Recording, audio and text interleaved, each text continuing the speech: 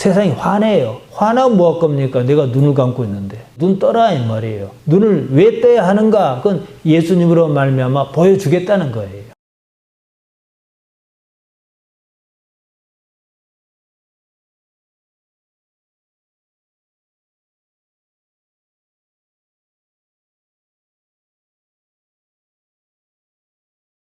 하나님 우리 아버지, 우리를 도와주옵소서. 우리가 한 목소리로 말씀을 읽었습니다.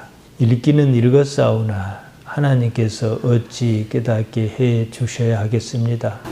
우리는 그 말씀에 확신을 가지고 이 세상에서 아버지의 원하시는 대로 살 수 있는 능력을 가지도록 우리를 살펴주옵소서.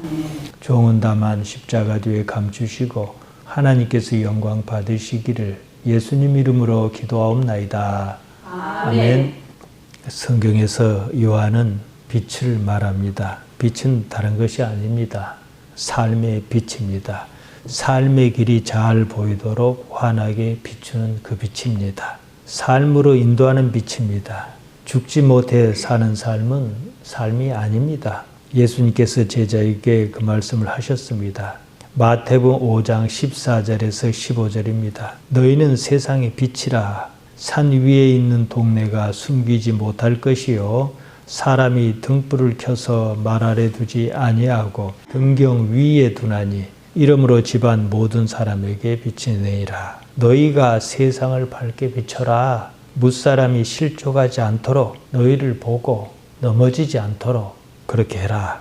세상을 사는 방법을 몸소 보여 가르쳐라 이 말씀입니다. 빛은 세상을 사는 방법, 삶의 길잡이입니다. 결국에는 그 빛이 예수님이다. 이 말을 하려는 것입니다. 우리가 읽은 구절에 예수님이란 말은 아직 나오지 않았습니다.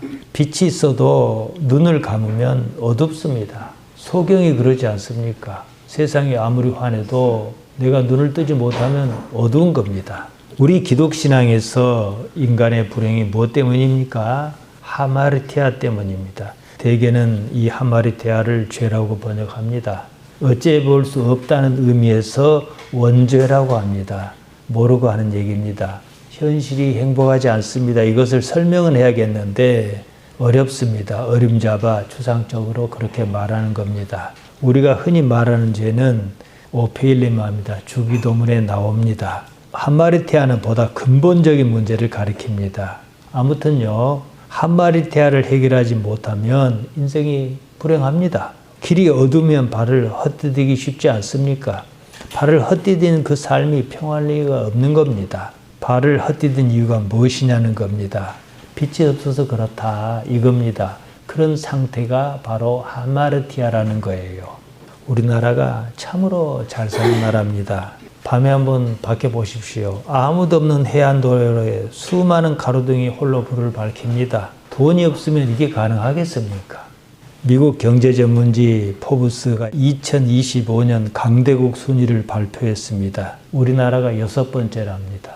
미국, 중국, 러시아, 영국, 독일 다음에 우리나라입니다. 대한민국이 영어로 코리아 아닙니까? K자만 붙으면 다 뜬답니다. 우리나라가 문화 강국이라는 것은 이제서 알았습니다. 격세지감을 느끼지 않을 수가 없습니다. 제가 어렸을 적에는요, 길에 가로등이 거의 없었습니다. 어쩌다 기퉁이에 그 집 주인이 조그마한 전구를 밝히고 이런 정도였습니다. 달빛마저 기할 때가 있습니다. 금날 밤 깊은 밤에 집으로 들어가는 골목길이 아주 깜깜합니다. 하도 깜깜하니까 앞이 안 보입니다. 발을 헛디딜까 앞발을 내저으며 길을 더듬었습니다. 이때 한 줄기 빛이 있으면 그나마 길이 보이지 않겠습니까? 인생길이 어둡습니다. 아주 깜깜합니다. 어찌 살까 합니다. 빛은 실족하지 않게 합니다. 실족하지 않는다는 말은 불행하지 않는다 이 말입니다. 누구나 실족하지 않고 잘 살려고 합니다. 예수님께서 그 말씀을 하신 겁니다. 세상을 사는 방법 자체를 바꿔야 한다는 거예요.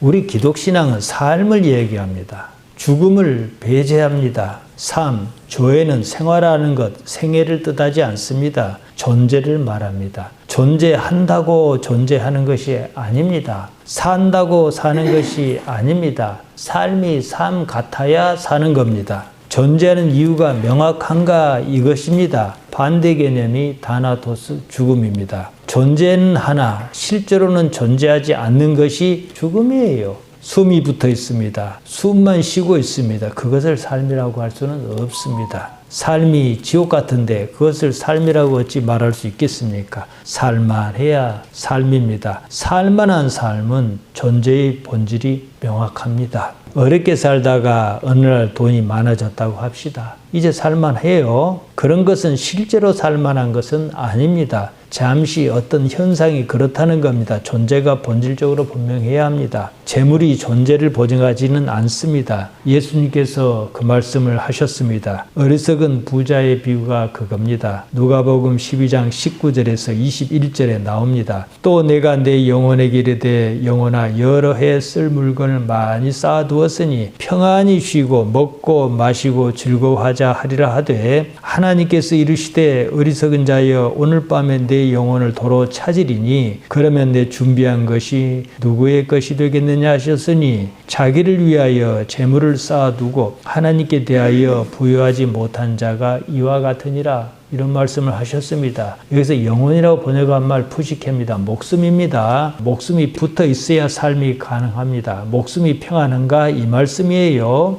오늘 있다가 내일 없을 목숨이라면 목숨이 붙어 있어도 붙어 있는 것이 아닙니다. 그 삶은 삶이 아니에요. 그냥 사는 삶은 삶이 아닙니다. 오늘 죽으나 내일 죽으나 그만입니다. 그런 삶은 살아도 사는 게 아니에요. 자신이 정말로 살아있는가 실존하는가 이것입니다. 극히 드물긴 합니다만은 생각이 좀 있는 사람 중에는 말입니다. 존재의 의미를 찾을 수 없다고 해서 삶을 포기한 사람이 있어요.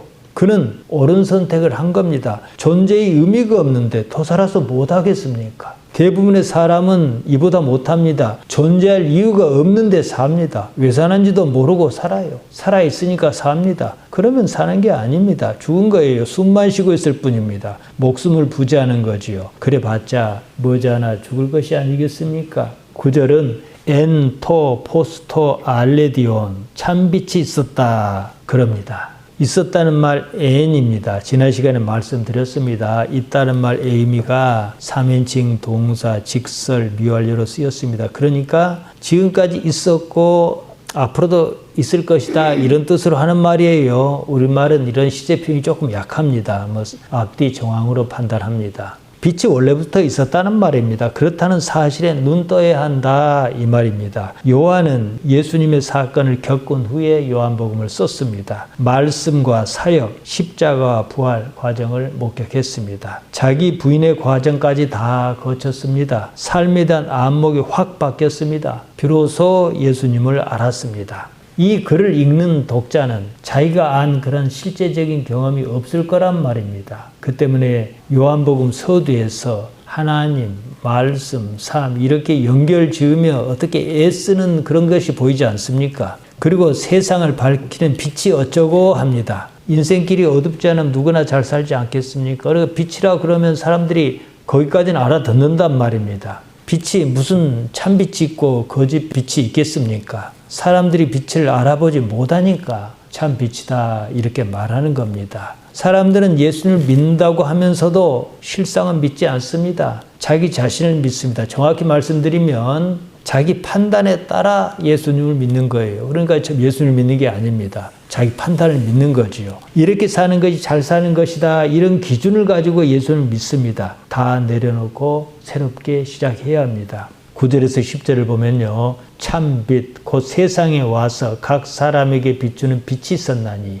그가 세상에 계셨으며 세상은 그로 말미암아 지은 바 되었으니 세상이 그를 알지 못하였고 우리 가진 성경에 이렇게 기록이 있습니다. 각 사람에게 비추는 빛이 원래부터 있었다는 겁니다. 세상이 그 빛으로 말미암아 생겨났는데 세상이 그 빛을 알지 못했다 이 말입니다. 10절에서 그가 세상에 계셨으며 이렇게 시작합니다. 번역자가 필요 이상으로 앞전법을 썼습니다. 앞전법은 우리말에 있는 독특한 어법입니다. 상대방에 대해서 높이거나 내가 하는 말을 듣는 대상보다 말하는 대상을 더 높이는 것이 압존입니다. 제가 여러분에게 하나님이 말했습니다 이렇게 말하지 않고 하나님께서 말씀하셨습니다. 이게 압존이에요. 그가 계셨다 이러면 그가 무엇을 가리키겠습니까? 누가 보더라도 예수님이 아니겠습니까? 아직까지는 요한은 예수님이라고 한 적이 없습니다. 그러면 요한이 말한 그대로 이해해야 합니다. 모르긴 해도 번역자가 자신부터 그렇게 이해했을 거예요. 나중에 가서 그 빛이 예수님이다 이렇게 나올 때까지는 그대로 이해해야 합니다. 이게 요한의 의도입니다. 그가 세상에 계셨으며 이렇게 할 것이 아니라 그것이 세상에 있었으며 이렇게 번역해야 합니다. 이들 말은 그렇게 나와 있거든요. 여기서 그는 처음부터 있었던 그 빛을 가리킵니다. 예수님을 가리킨 게 아니에요. 빛은 사람이 아닙니다. 그래서 그 빛이 계셨으며 이럴 수가 없단 말이지요. 세상에 있었다. 엔 토이 코스미 엔. 앞서도 말씀드렸습니다. 뒤에 나온 길게 발음하는 엔은 있다는 말 의미가 3인칭 미완료. 아직 완성하지 않았다. 이 뜻으로 쓰였다는 거죠. 애초에 있었고 여전히 있으며 앞으로도 있을 것이다. 이걸 다 포함하는 말입니다. 요한은 아직까지 예수님을 말하지 않고 있습니다. 단순히 빛을 말합니다. 그러면 요한이 말한 대로 그냥 빛이라고 이해해야 합니다. 예수님이라고 서둘러 이해할 필요가 없다. 이 말씀입니다. 되게 성경을 보면요. 앞뒤를 막 뒤섞어서 이해를 하다 보니까 성경을 읽을 때 긴장감도 없고 현실감도 떨어지고 이럽니다. 선입견을 없애야 합니다. 성경이 말하는 딱 그 지점에 시선이 있는 것이 좋습니다. 9절은 엔토포스 이렇게 시작합니다. 포스가 빛이에요. 그 빛이 엔 있었다 이 말입니다. 아까 엔 설명했어요. 옛날에도 있었고 지금도 있고 앞으로도 있을 것이다 이거예요. 10절은 또 엔토이 코스미 엔 이렇게 시작합니다. 세상에 이 말이 엔토이 코스미예요. 그것이 있다 엔 이건 조금 전에 말씀드린 길게 발음한 엔이에요. 10절에서 그가 세상에 계셨으며 그가 아니라 그것입니다. 9절에 나온 토포스 그 빛을 가리킵니다. 10절에서 세상이 그를 알지 못했다고 합니다. 그라는 말 아우톤입니다. 3인칭 남성을 가리키는데요. 이쪽 말은 사물에게도 인칭을 붙입니다. 인칭이 뭐냐 그러면 남성이냐 여성이냐 이런 거예요. 중성도 물론 있습니다. 세상이 그를 알지 못했다. 앞서 말씀드렸습니다. 이렇게 번역하면 그 아우톤이 당연히 어떤 남자를 가리키는 것으로 알지 않겠습니까? 누구나 다 예수님이라고 이해하지 않겠습니까? 아직까지 예수님이라는 이름이 나오지 않습니다. 그러면 그대로 번역해야 합니다. 딱 요한이 말하는 그 시점에서 봅니다. 그래야 요한복음을 쓴 요한의 의도에 조금이라도 더 가까이 다가갈 수 있습니다. 자기가 생각하는 것, 자기 관념을 믿지 않도록 주의해야 합니다. 그렇지 않으면 나중에는 어쩝니까? 성경이 하나님 말씀이라고 하는데 공자왈 맹자왈 하듯이 그렇고 그런 말씀인 것처럼 입가에서 왱왱 거린다는 말이죠. 우리가 이 요한복음을 이렇게 깊이 따져보는 이유는 바로 요한이 말하고자 하는 것을 보다 현실적으로 더 깊이 알기 위해서 그런 겁니다. 세상이 그것을 알지 못했다 합니다. 그것이 무엇이겠습니까? 당연히 빛이지요. 의미가 분명하지 않습니까? 알지 못했다. 알았다는 말 에그노이 쓰였습니다. 알다는 말 기노스코가 직설, 과거, 능동, 3인칭으로 쓰여서 에그노 이런 겁니다. 여기다 부정을 뜻하는 말 우크를 앞에 붙여서 알지 못했다 이랬습니다. 알다는 말 기노스코는 여러분이 잘 알 것입니다. 또 알다는 말에는 오이다도 있습니다. 기노스코는 기본적인 의미로 알다, 이해하다, 깨닫다 이런 뜻이 있어요. 관찰에 의해서 아는 겁니다. 아는 것에 내가 참여한 거예요. 오이다는 본 결과로 알고 있다는 뜻에서 발전해서 지식으로 습득한 것을 말합니다. 기노스코는 아무리 강조해도 지나치지 않습니다. 히브리 말로 야다인데요. 몸으로 익혀 아는 거예요. 잠언 3장 6절은 이렇습니다. 너는 범사의 그를 인정하라. 그리하면 내 길을 지도하시리라. 여기서 인정하다라고 번역한 말이 바로 야다입니다. 직역하면 너는 범사의 하나님을 알아라 이 말이에요. 이렇게 말하면 의미가 좀 약한 듯 하지 않습니까? 그래서 번역자가 인정하라 이렇게 번역한 것 같습니다. 의미 전달이 부족해요. 너는 범사의 그를 몸소 알아라 이런 뜻으로 상당히 좀 무게 있게 말한 것입니다. 살면서 말이지요. 이 말이 보다 현실적으로 쓰인 데가 있습니다. 남자와 여자가 결혼해서 아이를 낳지 않습니까? 이때 이 말을 씁니다. 창세기 4장 1절에 나옵니다. 아담이 그 아내 하와와 동침하며 하와가 잉태하여 가인을 낳고, 여기서 동침하다라고 번역한 말이 바로 야다입니다. 신약성경에서 똑같은 뜻으로 사용한 데가 있습니다. 누가복음 1장 34절입니다. 천사 가브리엘이 마리아에게 나타납니다. 잉태해서 아들을 낳을 것이라고 알려줍니다. 마리아가 이렇게 말하는 거예요. 나는 남자를 알지 못하니 어찌 일이 있으리까? 남자를 알지 못하니, 여기서 안다는 말이 기노스코입니다. 남자와 관계가 없었다 이 말입니다. 이렇듯이 안다는 말 기노스코, 야다는 그리 쉬운 말이 아닙니다. 자기 삶을 토파봐서 안다 이 말입니다. 제가 여러분에게 말씀드리고 싶은 것은 삶을 그렇게 하나님과 관계 지으며 살려는 거냐, 이것입니다. 제가 하나님을 생각하고 삶을 들여다보라는 말씀을 자주 드립니다. 그 때문입니다. 세상이 빛을 알지 못했다 그랬습니다. 빛과 관계가 없었다 이 말이에요. 관계가 없었으니까 더 알고 싶은 생각도 없을 것 아니겠습니까? 세상이 빛을 알아채지 못했다는 겁니다. 깨닫지 못했습니다. 세상이란 표현은 삶을 포함해서 사람이 사는 환경을 두루 다 말합니다. 세상은요, 처음부터 창조주의 것입니다. 그가 창조한 세상에는 처음부터 빛이 있었습니다. 빛이 있으라 하면서 세상이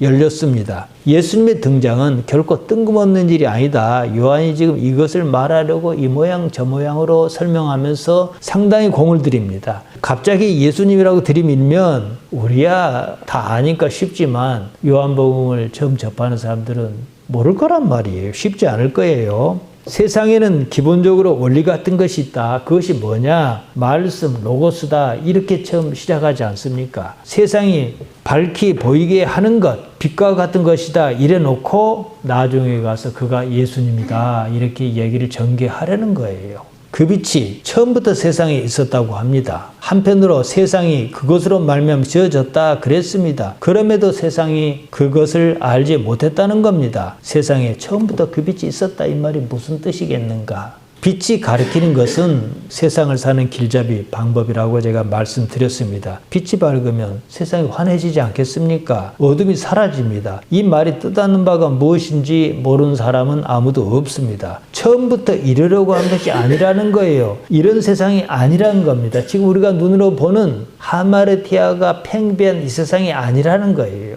빛은 세상을 사는 올바른 방법입니다. 다른 말로 복 있는 삶입니다. 하나님께서 처음부터 복 있는 삶을 계획하셨다 이 말이에요. 하나님의 계획을 가리키는 말이 바로 말씀, 로고스입니다. 하나님께서 세상을 창조하시고 사람을 만드시고 뭐라 하셨습니까? 보시기에 심히 좋았다 그랬지 않습니까? 이것으로 요한의 생각이 무엇인가 가늠할 수 있습니다. 요한은 이런 기조로 말씀을 이어갑니다. 11절입니다. 자기 땅에 오매 백성이 영접하지 아니하였으나, 자기 땅이라고 번역한 말 이디오스입니다. 자기 백성이라고 번역한 말도 이디오스입니다. 원문에는 땅, 백성 이 말이 없습니다. 자기에게 속한 이것입니다. 그냥 자기 거예요. 원래 자기 것이었다 이런 뜻으로 하는 말이에요. 이 세상 누구 것이겠습니까? 창조주 것이 아니겠습니까? 그렇다면 창조주를 이해하는 것이 올바른 삶을 사는 방법이라는 거지요. 창조주를 이해하는 방법이 뭐냐? 로고스다, 말씀이다. 이렇게 얘기를 전개해 갑니다.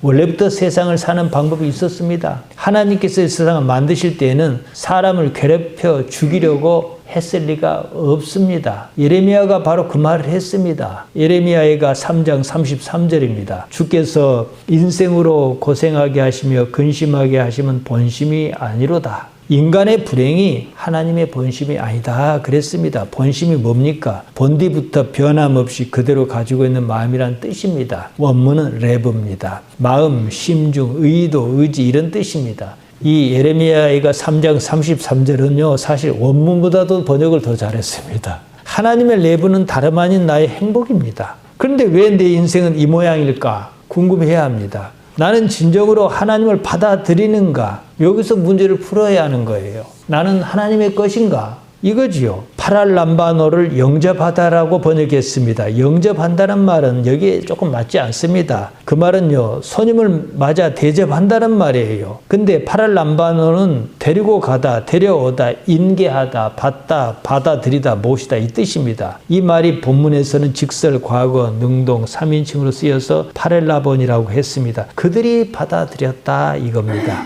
하나님을 받아들였다는데 그 말이 무슨 뜻이겠습니까? 하나님과 하나를 이루는 것을 뜻하지 않겠습니까? 하나님은 우리와 같은 인간이 아닙니다. 하나님은 모든 면에서 나보다 뛰어납니다. 그래서 우리가 하나님께 의지한다고 하지 않습니까? 하나님을 받아들였단 말은 경우에 따라서 나를 버리고 하나님을 받아들이는 것을 말합니다. 내가 옳다라고 끝끝내 주장할 것 같으면 하나님 믿을 필요가 없어요.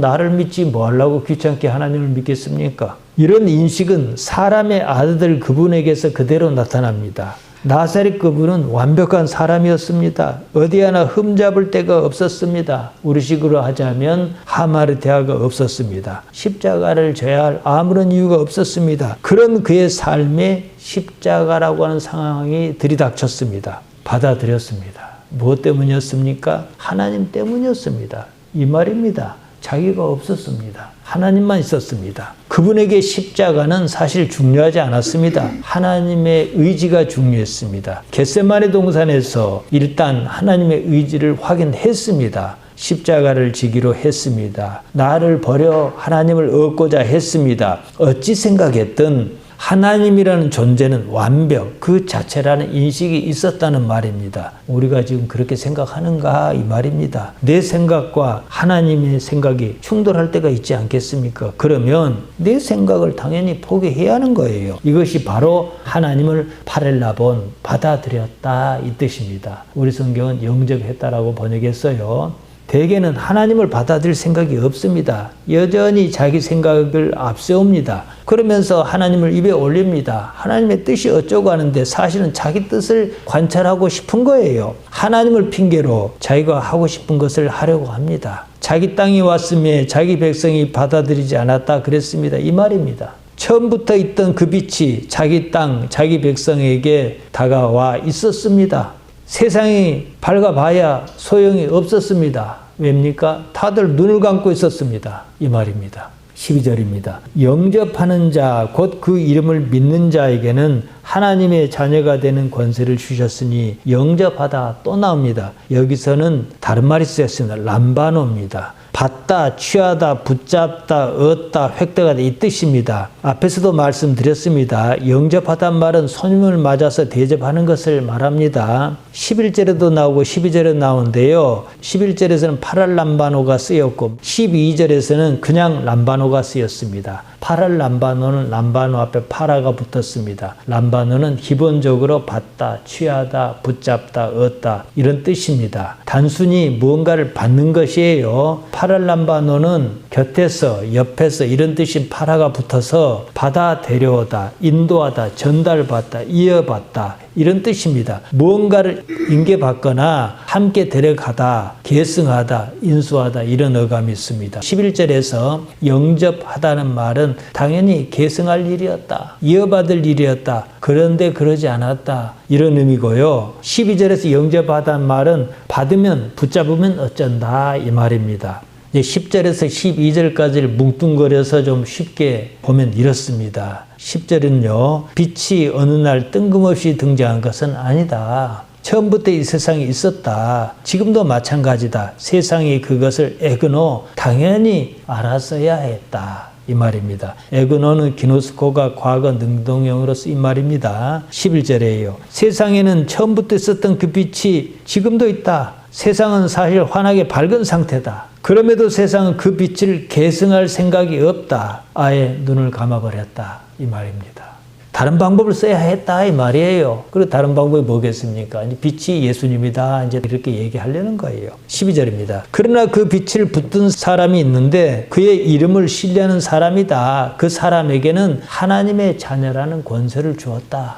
이거예요. 하나님의 자녀면 그가 불행한 사람이겠습니까? 행복한 사람이겠습니까? 행복한 사람이지요. 하마르테아가 없으니까요. 이러면서 자연스럽게 그가 예수님이다 여기까지 끌고 가려는 거예요. 오늘 원문만 갖고 보면요. 예수님이 아니어도 세상은 하나님의 의도 로고스를 알았어야 했다 이 말이에요. 이해하시겠습니까? 그럼 왜 예수님이냐? 세상에 눈을 감고 있으니까 눈을 뜨게 하려고 이거예요. 우리가 흔히 이런 질문하지 않습니까? 예수님 믿어 구원을 받는다 이 말은 맞는 말이에요. 그러면은 예수님 이전에 모세나 아브라함은 구원을 못 받았겠네 이런 질문을 하잖아요. 그러나 오늘 본문 성경을 제대로 이해하면은 그들 역시 구원이 있다는 사실을 알 것입니다. 그러니까 원래부터 빛이 있었어요. 태초에 창조할 때부터. 세상이 화내요. 화나면 뭐 할 겁니까? 내가 눈을 감고 있는데. 눈 떠라 이 말이에요. 눈을 왜 떠야 하는가? 그건 예수님으로 말미암아 보여주겠다는 거예요. 성경을 읽을 때 가장 중요한 것은 성경을 기록한 사람의 의도가 무엇이냐는 겁니다. 내가 어떻게 믿느냐 이게 아니에요. 내가 잘못 이해하고서 그것을 믿는다 그러면 참으로 골치 아픕니다. 이단이 그러지 않습니까? 이단에 빠지는 길입니다. 신천지가 그랬고 그보다 앞서 통일교가 그랬지 않습니까? 예수님을 믿지도 않으면서 예수님을 믿는다고 하는 경우가 많습니다. 예수를 믿는 것이 아니라 사실은 자기 생각을 믿습니다. 그냥 자기 생각을 믿는 겁니다. 믿음이 자기 생각의 틀을 조금이라도 벗어나지 못합니다. 그러니까 우리나라 교회가 이 난리예요. 서울 은평구에 있는 한 교회가 모스탄이라는 한국계 미국인을 초청한 모양입니다. 기자가 그에게 물었습니다. 부정선거라는 증거를 가지고 있느냐 그랬습니다. 그가 말했습니다. 간증이 많이 쌓였다고 했습니다. 부정선거라고 믿었다는 거지요. 부정선거라고 믿으면 부정선거고 부정선거가 아니라고 믿으면 부정선거가 아닌 겁니까? 도대체 그 믿음이 뭐냐는 거예요. 자기가 그렇다고 믿으면 사실이냐는 거예요. 자기 믿음을 믿을 게 아닙니다. 사실을 믿어야 합니다. 매사가 이런 식이에요. 그러다가 이단으로 발전합니다. 나아가 다른 종교라고 독립하기에 이릅니다. 통일교가 그러지 않았습니까? 문선명이 10살 때 기독신앙을 가졌습니다. 자기가 뭔가를 받았다며 자기 생각을 믿었습니다. 자기가 생각하는 무엇이 있을 것이 아니겠습니까? 글로 따라갔습니다. 나중에는 달라도 너무 다르게 나갔습니다. 그러니까 이제 통일교는 이단이라고 안 해요. 다른 종교라 그러지요. 통일교라고 새롭게 이름을 붙였습니다. 통일교 강단 뒤에 제사상을 차려놨어요. 그 절에 차린 거하고 똑같아요. 이것저것 막 섞어 짬뽕교지요. 종교에 이런 맹점이 있습니다. 무엇을 믿는가? 자기가 믿는 그것이 무엇인가? 거기에 대한 고찰이 없어 그런 겁니다. 대개는 아직까지는 그 정도는 아니어서 그냥 정상적인 교회라고 간판을 달아주는 거예요. 신천지를 한번 보세요. 많이 발전했습니다. 근데 좀 이상하지 않습니까? 너무 나갔어요. 지금은 이단을 막 넘어서려는 중에 있어요. 조금 더 있어 보십시오. 통일교처럼 신천지라는 다른 종교라고 그럴 겁니다. 종교는 언제나 이런 위험이 있어요. 모든 교회가 사실 이런 위험이 있어요. 그러니까 언제나 성경이 가르쳐준 그때 그 말씀으로 되돌아가야 해요.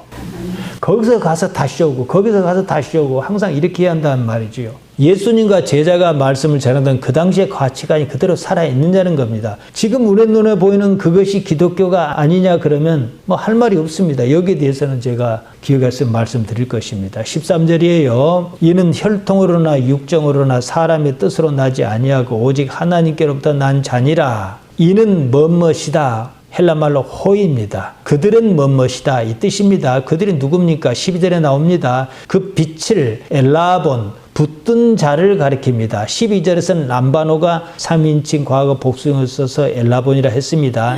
혈통, 하이마입니다. 이 피를 말해요. 육정, 델레마토스 사르코스. 사르코스가 육체 아닙니까? 육신이에요. 육체의 소욕, 이겁니다. 사람의 뜻, 델레마토스 안드로스. 안드로스의 원형이 아네리예요. 아네리의 델레마. 그냥 직역하면 남자의 요구예요. 이 사람을 뜻하는 말이 다른 말로 이 아네리 말고도 안드로포스가 있는데요. 안드로포스는 성별을 따지지 않고 인간이라는 개념으로 쓸 때가 많습니다. 근데 여기서 아네르의 델레마, 남자의 소욕이라고 했단 말이에요. 이럴 때는 혈통을 강조하려고 그런 것이 아닌가 싶습니다. 세례 요한이 유대인에게 이런 말을 했습니다. 마태복음 3장 9절입니다. 속으로 아브라함이 우리 조상이라고 생각하지 말라. 내가 너희에게 이르노니 하나님이 능히 이 돌로도 아브라함의 자손이 되게 하시리라. 유대인은 그만큼 자기들이 아브라함의 혈통, 하이마라고 중요하게 생각했습니다. 그것을 부정한 겁니다. 정리하면 이렇습니다. 빛을 붙든 자가 있다.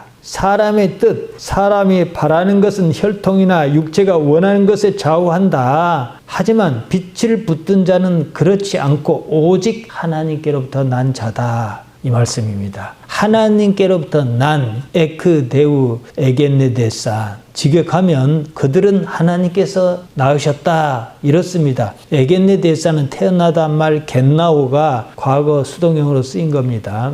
누군가는 자기 스스로 빛을 붙든 것이 아니라 하나님께서 빛을 붙들도록 그렇게 해 주신 것이다. 이 붙들다는 말을 영접하다 이렇게 번역했어요. 이제 전반적으로 오늘 우리가 읽은 데까지 보면 이렇습니다. 한 처음에 말씀, 로고스가 있었습니다. 로고스는 다름 아닌 하나님의 계획, 하나님의 의지 이런 겁니다. 하나님의 창조 사역은 원래 죽음이 아닌 삶을 위한 것이었습니다. 빛이 있었습니다. 그 빛은 처음부터 있었습니다. 당연히 지금도 있고 앞으로도 쭉 있습니다. 사람이 그 빛을 몰라봤습니다. 세상은 정말로 환한데 그 사람에게는 깜깜한 거예요. 눈을 감고 있으니까요. 어둠 속에 살았습니다. 눈 뜰 생각이 없었습니다. 그러자 하마르티아가 세상을 지배했습니다. 제가 어둠 밤 골목길을 아까 예로 들었습니다. 골목길이 환해요. 근데도 내 눈이 감겨 있으면 앞이 안 보일 것 아니겠습니까? 삶이 불행했습니다. 행복하지 않습니다. 빛이 있어도 빛이 있는 줄 몰랐습니다. 세상이 이렇다는 사실을 누군가 분명히 해줄 필요가 있었습니다. 요한은 그가 예수님이라고 아직은 오늘까지는 말하지 않습니다. 눈을 뜨게 해주려는 것이었습니다. 이런 것 자체가 이미 하나님의 의도, 로고스가 처음부터 그렇게 작동했다는 얘기입니다. 처음부터 그러기로 한 일이었다. 이것이 요한이 말하는 바입니다.